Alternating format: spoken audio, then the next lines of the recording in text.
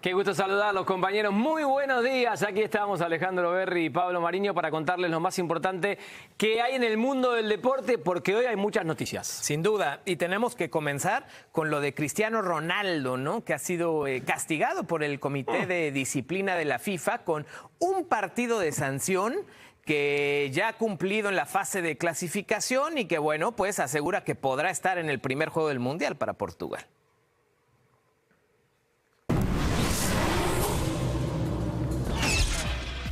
Bueno, castigado, yo no diría no tanto. En realidad le hicieron un papón, como diciendo, no lo vuelvas a hacer, CR7.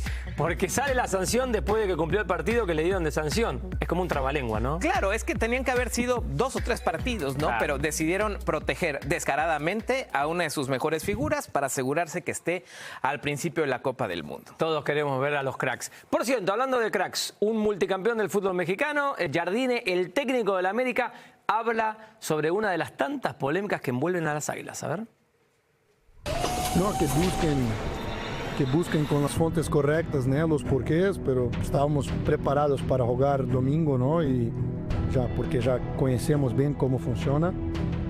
Y la certeza máxima que si hubo un cambio no es para favorecer ni uno ni otro, y sí porque algún motivo más fuerte que esto debe ter aparecido, y bien, y no veo con algo que se pueda quejarse mucho, porque na verdad no hay mucha diferencia entre jugar miércoles o jueves.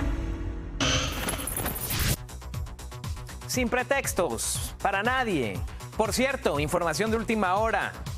No hizo el viaje Maximana a Monterrey para el primero de los cuartos de final allá en La Sultana debido a un cuadro de gripe que presenta.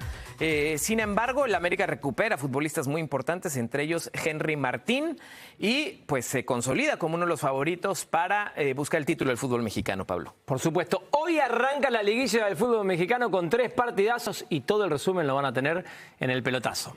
Los volvemos con ustedes. Buen día.